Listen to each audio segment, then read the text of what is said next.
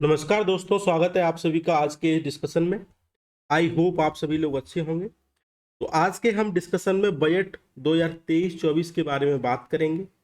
उनकी की ट्रेंड के बारे में बात करेंगे जहां से प्रश्न आने की संभावना है।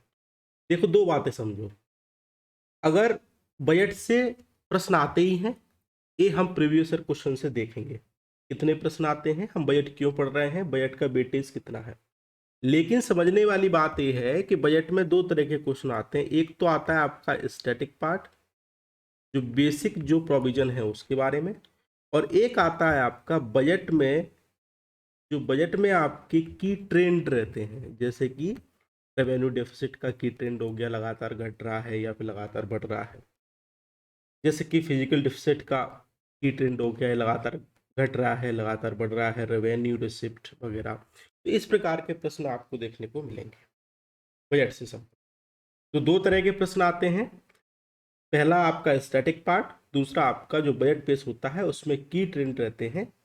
उस टाइप से प्रश्न आपको देखने को मिलेंगे। लेकिन इतना सारा हमको बजट पढ़ने की आवश्यकता नहीं है। इतना सारा बजट पढ़ेंगे तो हमारा टाइम खराब होगा। और जो हमारी टैगलाइन है, बी लॉजिकल बी प्रैग्मेटिक, मतलब कि आपको लॉजिकल होना पड़ेगा, और प्रैग्मेटिक मतलब कि भी प्रैक्टिकल होना पड़ेगा।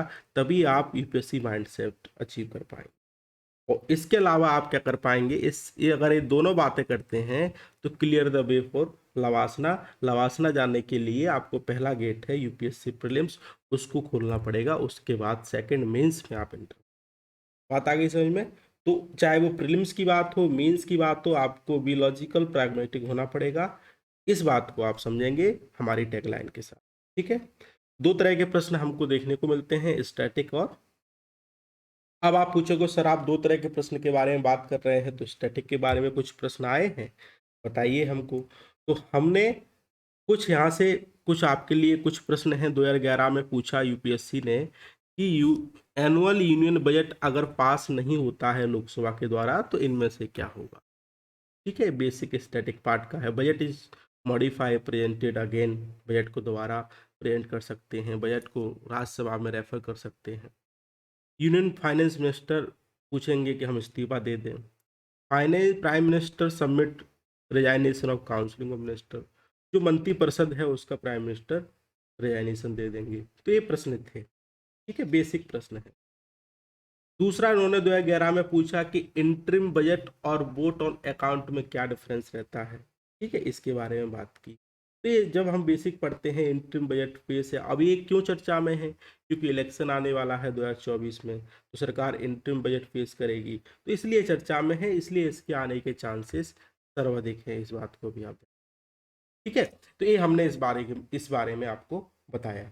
तीसरा प्रश्न उन्होंने पूछा कि अगर हमारे पास macro economic finance framework statement किसके तहत पार्लियामेंट में रखा जाता है बजट के दौरान। ठीक है, तो इसके बारे में बात की। अगर इन्होंने ये प्रश्न पूछा है तो इससे संबंधित ये 4 पॉइंट और हैं, और एक पॉइंट और है वो हम बताएंगे आगे, कि यहाँ से प्रश्न आ सकता है। एक पूछ लिया तो तीन तो रह गए ना, तो यहाँ से प्रश्न आ सकता है। यही तरीका है आपको पढ़ने का। आपको प्रैग्मेटिक होना पड़ेगा, लॉजिकल होना पड़ेगा, ये सारी चीजें आपको समझनी पड़ेंगी, तभी आप यहाँ पे देख पाएंगे। तो ये हमने ट्रेंड हमने देखा। और जो ट्रेंड से संबंधित है, ट्रेंड एंड डेफिसिट, क्या ट्रेंड रहा हमारा, तो इससे भी प्रश्न आपके आने की संभावनाएं आगे बनी हैं और आए हैं, बनी रहती हैं। तो इस बात को आप ध्यान रखें। तो बजट के हम जो महत्वपूर्ण की ट्रेंड है, जैसा कि आपको पता है बजट के बारे में, जैसा कि आपको पता है बजट को आर्टिकल 112 के तहत प्रेजेंट किया जाता है। इसमें बजट शब्द का मेंशन नहीं है, लेकिन इसको एनुअल फाइनेंशियल स्टेटमेंट बोलते हैं संविधान में। ठीक है। और बजट, इस साल जो बजट पेश किया गया अमृतकाल के बारे में पेश किया गया, ये हमें यूपीएससी के संदर्भ में आवश्यकता नहीं है, लेकिन जो पीसीएस होते हैं वहाँ पे प्रश्न वहाँ से पूछा। तो अगर आपको पीसीएस के बारे में बात करनी है तो वहाँ पे प्रश्न, जो बेसिक जो महत्वपूर्ण थीम रहती हैं वहाँ पे प्रश्न वहाँ से पूछे जाते हैं। इस बात को, लेकिन अभी हमारा जो की फोकस है यूपीएससी से संबंधित है। तो आप यूपीएससी का ट्रेंड समझो, उसके बाद पीएससी का हम किसी दिन टॉपिक बनाएंगे, हम उसके बारे में समझेंगे। ठीक है। तो पहला जो ट्रेंड है, tax receipt, gross tax receipt, tax के बारे में बात होती। तो ग्रॉस टैक्स रिसिप्ट के बारे में बात की जाए तो 2020-21 में 11.4 था, जीडीपी का परसेंटेज में बात कर रहे हैं। और 22-23 में बजट एस्टिमेट में 10.7 और 22-23 रिवाइज एस्टिमेट में 11.1 और 2023-24 में बजट एस्टिमेट इनने लगाया 11 पॉइंट। कहने का मतलब है 2020-21 में 11.4 था, अब यहाँ पे आ गया 11.1। तो ये ना तो लगातार यहाँ पे क्या हो रहा है, घट रहा है। देखो यहाँ पे पहले कम हुआ फिर बढ़ा, तो इसमें स्थिति कैसी बन रही है, जिग जैग वाली स्थिति बन रही है। कैसी वाली? जिग जैग वाली। जिग जैग का मतलब ये वाली स्थिति। तो अगर कोई स्टेटमेंट ऐसा आता है कि सरकार का tax receipt, gross tax receipt लगातार बढ़ा है, तो ये स्टेटमेंट सही नहीं। इस बात को आप, ठीक है। दूसरा, टैक्स रिसिप्ट में दो तरह के टैक्स होते हैं, एक तो डायरेक्ट होता है, एक इनडायरेक्ट होता है। तो जो इनडायरेक्ट टैक्स की बात की है, जिसमें जीएसटी के बारे में बात करते हैं, तो इनडायरेक्ट टैक्स 2021-22 में 5.4 था जीडीपी के परसेंटेज में, यहाँ पे 5.2, 5.1, 5.1 था। कहने का मतलब है 5.4 से लेकर 2, 5.1, 5.1 पे आ गया। इसमें भी हमको कमी देखने को मिली है। इससे पहले बढ़ा होगा, क्योंकि क्यों बढ़ा होगा, क्योंकि इससे कोरोना नहीं थी, तो वहाँ पे कॉमन सेंस आप लगा के कर सकते हैं। इसमें भी लगातार बढ़ाव हमको देखने को नहीं मिला है। डायरेक्ट टैक्स में पहले 6.0 था, फिर 5.5 हो गया, फिर 6.0 हो गया, फिर 6.0 हो गया। तो इसका मतलब पहले कम हुआ फिर बढ़ा। तो इस बार इसमें भी आप लगातार कोई चीज़ वाला स्टेटमेंट आएगा तो इसको सही नहीं करेंगे, तो इस बात को ध्यान रखेंगे। दूसरी महत्वपूर्ण चीज़ है ट्रेंड एंड डेफिसिट। अच्छा, जो हमने प्रीवियस क्वेश्चन देखे ना, उसको अभी हम इसके करने के बाद उनको हम सॉल्व करेंगे। जो बेसिक कंसेप्ट है वो भी हम बताएंगे, ठीक है। ट्रेंड एंड डेफिसिट के बारे में बात की, physical deficit, revenue deficit, primary deficit और इफेक्टिव रेवेन्यू डेफिसिट। तो चार आपको देखने की आवश्यकता है। फिजिकल डेफिसिट का मतलब है आपने कितनी बोरिंग की, आपने कितनी बोरिंग की, उस बोरिंग के द्वारा आपने कितना एक्सपेंडिचर किया बाहर से बोरिंग लेकर, उसको हम बोलते हैं फिजिकल डेफिसिट। अभी आपको इतना ही ध्यान रखने की आवश्यकता है। अगर आप इतना ध्यान रखेंगे तो कोई प्रश्न आपके इजीली सॉल्व हो जाएगा। रेवेन्यू डेफिसिट का मतलब है, मतलब कि सरकार ने एक्सपेंड कितना किया, सरकार को आया रेवेन्यू कितना आया, उसके मध्य अगर कोई डिफरेंस आता है, मतलब कि सरकार ने एक्सपेंड ज़्यादा कर दिया, रेवेन्यू कम आया, तो इसको हम बोलते हैं रेवेन्यू डेफिसिट बोलते हैं। प्राइमरी डिफिसिट का मतलब ये है कि सरकार, मतलब कि पिछले, मान लो इस साल 2022 और 23, 21 और 22 सरकार ने फिजिकल डेफिसिट के लिए यहाँ से लोन पेमेंट कर दिया। किस सेशन से? 2023-24 से, मतलब कि 10 लाख रुपए लोन पेमेंट कर दिया। तो लोन तो पेमेंट हो गया ना। तो अगर फिजिकल डेफिसिट में थे, अगर हम लोन पेमेंट को माइनस कर दें तो हमको मिलता है प्राइमरी डेफिसिट। बात आ गई समझ में? मतलब कि फिजिकल डेफिसिट में थे, पिछले साल का सरकार ने अगर लोन पेमेंट कर दिया जिसको लिया था, या इंटरेस्ट पेमेंट कर दिया, ध्यान रखना, इंटरेस्ट पेमेंट कर दिया। क्या बेटा? इंटरेस्ट पेमेंट कर दिया पिछले साल का। तो जो फिजिकल डेफिसिट में थे, अगर हम इंटरेस्ट माइनस कर देंगे पिछले साल का, तो हम इसको बोलते हैं प्राइमरी डेफिसिट। इस बात, इफेक्टिव रेवेन्यू डेफिसिट का मतलब है सरकार ने रेवेन्यू डेफिसिट में थे, रेवेन्यू में से कुछ पार्ट स्टेट को दे दिया, और वो स्टेट इस रेवेन्यू का एसेट जनरेट कर रहे हैं। मतलब कि एसेट जनरेट कर रहे हैं, इसका मतलब क्या हुआ कि ये डिफिसिट नहीं है, इनने एसेट का जनरेशन कर दिया। तो अगर रेवेन्यू डिफिसिट में थे, वो ग्रांट माइनस कर दें जो सरकार ने स्टेट को दी, उसको हम बोलेंगे क्या? Effective revenue deficit. तो इस बात को ध्यान रखेंगे। दो चीजें आपको ध्यान रखना, अगर प्राइमरी डिफिसिट है तो इंटरेस्ट माइनस कर देंगे, इफेक्टिव रेवेन्यू डिफिसिट है तो आप ग्रांट माइनस कर देंगे जो एसेट क्रिएशन के लिए सरकार ने दी। ठीक है, इस बात को ध्यान रखेंगे। अब ट्रेंड देखो, ट्रेंड क्या है? 2020-21-22 में 6.7 था, फिर 6.4, 6.4, 5.9। इससे पहले ज्यादा होगा क्योंकि कोविड था, 9 पॉइंट के आसपास पहुंच गया था। ठीक है। रेवेन्यू डेफिसिट की बात करें तो आपको इधर देखो, पहले ज्यादा था, फिर कम, फिर बढ़ा, फिर इस 2.9 के आसपास इनने एस्टिमेट लगाया है। ठीक। दूसरी बात, इन्होंने प्राइमरी डेफिसिट में इन्होंने कहा कि पहले 3.3, 2.8, 3.0, 2.3, तो इसमें भी जिगजैग की स्थिति बन रही है। इफेक्टिव में भी जिगजैग की स्थिति बन रही है। तो सबसे कम क्या है? इफेक्टिव रेवेन्यू डेफिसिट है, उसके बाद प्राइमरी, उसके बाद रेवेन्यू, उसके बाद फिजिकल। तो ये अभी आप सीक्वेंस भी याद रखेंगे। पहले नंबर पे फिजिकल डेफिसिट, दूसरे पे रेवेन्यू, तीसरे पे प्राइमरी डेफिसिट, फोर्थ नंबर पे इफेक्टिव रेवेन्यू डेफिसिट। तो इसको आप, ठीक है। दूसरी महत्वपूर्ण बात है कि सरकार अगर कहीं डेप्ट लेती है तो उसका फाइनेंसिंग कैसे करती है, इस बात को समझेंगे। सोर्स ऑफ सरकार के सोर्स ऑफ फाइनेंसिंग क्या है? पहले आरबीआई से ले लेते थे मॉनेटरी फाइनेंसिंग, तो अब वो बंद कर दिया गया क्योंकि इससे इन्फ्लेशन बढ़ता है। यही प्रश्न यूपीएससी ने पूछ लिया था, अगर किससे ज़्यादा सबसे अधिक इन्फ्लेशन बढ़ेगा, मतलब कि सरकार आरबीआई से नोट प्रिंट करवा के मार्केट में डाल दे, तो इसको क्या बोलेंगे, हेलीकॉप्टर मनी बोलते हैं, इससे हाई इन्फ्लेशन होगा। यही प्रश्न यूपीएससी ने पूछा था, तो सिंपल सा कंसेप्ट है। तो आप इसमें ध्यान रखो, जो ये वाला पार्ट है ये सिक्योरिटी अगेंस्ट स्मॉल सेविंग, तो 21 और 22 में एक्चुअल इतना था, कितना, 5 लाख के आसपास सरकार ने सोर्स ऑफ फाइनेंसिंग, जो फिजिकल डिफिसिट है उसको फाइनेंसिंग किया।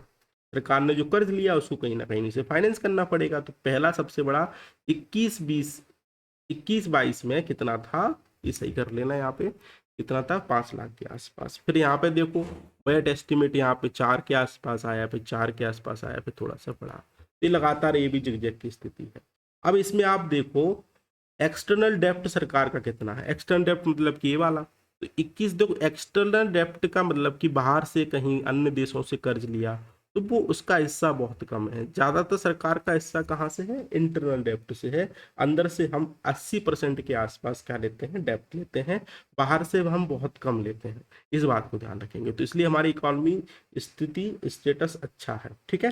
दूसरा मार्केटिंग बोरिंग सरकार ने क्या की, 12 लाख के आसपास कर ली। यहाँ पे देखो पहले कम थी, फिर लगातार यहाँ बड़ी पड़ी, फिर यहाँ पे 12 लाख के आसपास सरकार ने मार्केटिंग बोरिंग की है, ठीक है। स्टेट प्रोविडेंट फंड से सरकार ने कितना लिया, तो बहुत कम हिस्सा है, पहले कम कम, तो लगातार इसको हम स्टेबल की दिशा में बोल सकते हैं। सिक्योरिटी अगेंस्ट स्मॉल सेविंग की बात करें तो हमने वो पढ़ ही लिया। अब दूसरी बात है कि अदर रिसिप्ट कितनी है, इंटरनल डेप्ट, पब्लिक अकाउंट, तो यहाँ पे देखेंगे इंटरनल डेप्ट देखो ये वाला है, फिर कम हुआ, फिर बढ़ा, फिर कम, तो ये भी लगातार जिगजैग की स्थिति बनी हुई है। अभी तक आपने ये समझा कि लगातार किसी भी स्थिति में जिगजैग ही बना हुआ है, तो कोई अगर एस्ट्रीम स्टेटमेंट आता है कि लगातार बढ़ा, लगातार कम हुआ, तो आप इसको एलिमिनेट कर सकते हैं। दूसरा, union government on the path of physical consolidation क्या था, तो ये हमने इसके बारे में पढ़ ही लिया, तो इसको दोबारा नहीं पढ़ेंगे। कैपिटल एक्सपेंडिचर का मतलब ये रहता है कि सरकार ने ऐसा कोई एक्सपेंडिचर किया जिससे एसेट का जनरेशन हो, ठीक है। या तो कैपिटल एक्सपेंडिचर, या तो एसेट का जनरेशन होगा, या तो सरकार के ऊपर जो लाइबिलिटी होगी वो क्या हो जाएगी, कम हो जाएगी। सरकार ने कोई लोन लिया, उसको चुकाया, तो सरकार के ऊपर लाइबिलिटी क्या होगी, कम हो गई। इसको हम बोलते हैं कैपिटल एक्सपेंडिचर। रेवेन्यू एक्सपेंडिचर का मतलब है कि सरकार के दिन प्रतिदिन के कार्य करना, उनके रख रखाव करना, सैलरी देना, तो सरकार के ऊपर ना तो कोई एसेट का, मतलब कि रेवेन्यू अगर एक्सपेंडिचर की बात की जाए तो इसमें ना तो कोई एसेट जनरेट होता है और ना तो कोई लाइबिलिटी कम होती है। इस बात को ध्यान रखें, दो चीजें आपको मेन ध्यान रखें। तो सरकार फाइनेंशियल 2016 से अगर 24 बजट एस्टिमेट की बात की जाए तो 4 गुना सरकार ने कैपिटल एक्सपेंडिचर किया है, तो ये बात आप याद रखेंगे, महत्वपूर्ण पॉइंट। एसेट क्वालिटी जो एनपीए है, मार्च 20 से सितंबर 2022 तक पहले 8.2 था, अब 5.0 के आसपास आ गया है, तो इसमें डायरेक्टली हमको चेंज देखने को। जीएसटी मंथली रेवेन्यू की बात की जाए तो 2022 में देखो पहले ये भी जिगजैग की स्थिति में बना हुआ है, लगातार ना बढ़ा है ना बढ़ा है, तो सब ये 1.6 के आसपास, लाख करोड़ के आसपास किसी एक मंथ में हमको, अप्रैल मंथ के आसपास, ये देखो, ठीक है।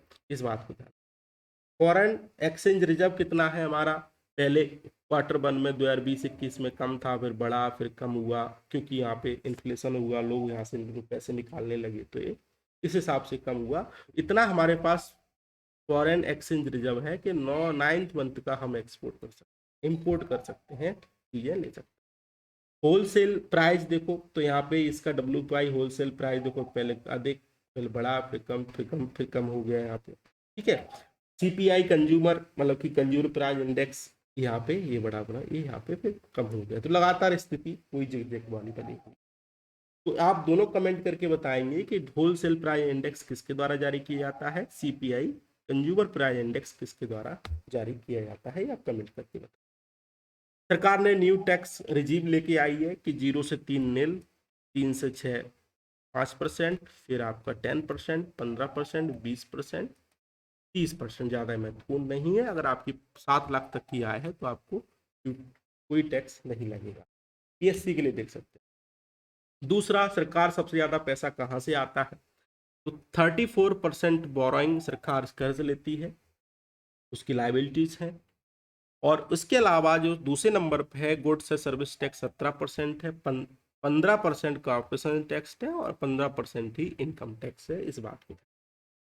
इसके बाद यूनियन एक्साइज ड्यूटी 7% है, नॉन टैक्स रेवेन्यू 6% है, नॉन डेब्ट कैपिटल रिसिप्ट आपको 2% है, और यहाँ पे कस्टम 4% के आसपास आपको देखने को मिलेगा। ठीक है, इस बात को आप ध्यान। तो पहले नंबर पर क्या है? बोरोइंग। दूसरे नंबर पे क्या है? जीएसटी। और थर्ड नंबर पर इनकम टैक्स या कॉर्पोरेशन, कोई भी आप देख सकते हैं। और फोर्थ नंबर पर यूनियन एक्साइज ड्यूटी आप देख सकते हैं। ठीक है, आउट गोइंग सरकार का पैसा जाता कहाँ है? सबसे अधिक पैसा सरकार का जाता है इधर, इंटरेस्ट पेमेंट में। इधर आप देख सकते हैं, जो लोन लेती है, कि अगर कॉमन सेंस लगाओगे कि सरकार बोरिंग कर रही है 34%, तो उसका इंटरेस्ट भी देगी, तो सबसे ज़्यादा पैसा कहाँ जाता है? इंटरेस्ट पेमेंट में आता है। उसके बाद सरकार का पैसा जाता है state share of tax and duties, राज्यों का शेयर देना पड़ता है। उसके बाद सेंट्रल सेक्टर स्कीम में जाता है। उसके बाद आप फाइनेंस कमीशन अदर ट्रांसफर या फिर सेंट्रल स्पॉन्सर स्कीम के बारे में बात कर सकते हैं।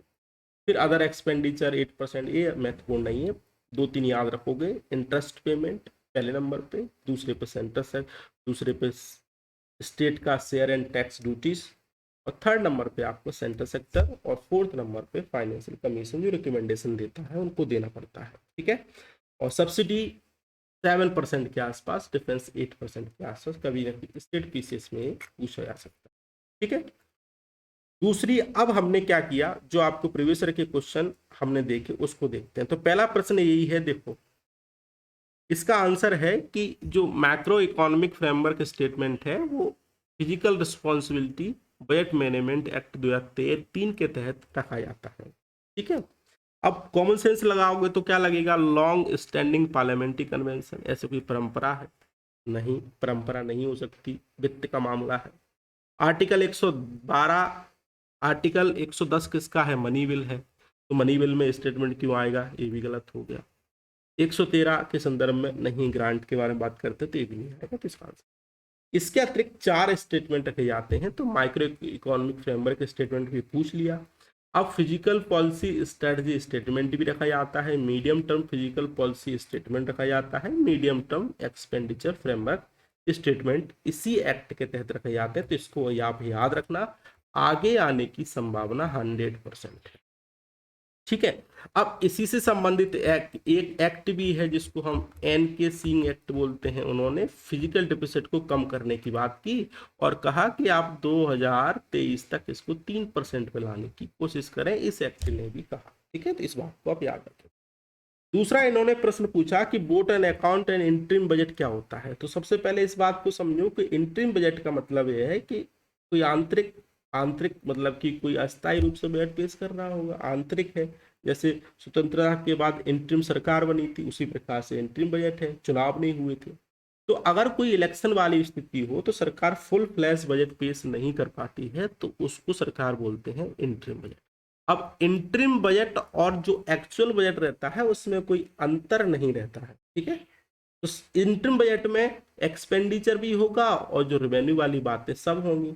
ठीक है, लेकिन छोटा रहता है, इलेक्शन के कारण फुल फ्लैश बजट पेश नहीं होता। तो देखो स्टेटमेंट क्या है, वोट एंड अकाउंट एक्सपेंडिचर से संबंधित है, मतलब कि सरकार, कोई गवर्नमेंट है उसको पैसे की जरूरत पड़ रही है तो वो वोट एंड अकाउंट के बारे में बात करती है, केवल एक्सपेंडिचर से संबंधित बात करती है। The provision of vote and account is used by regular government, while interim budget while the interim budget and is a provision used by caretaker।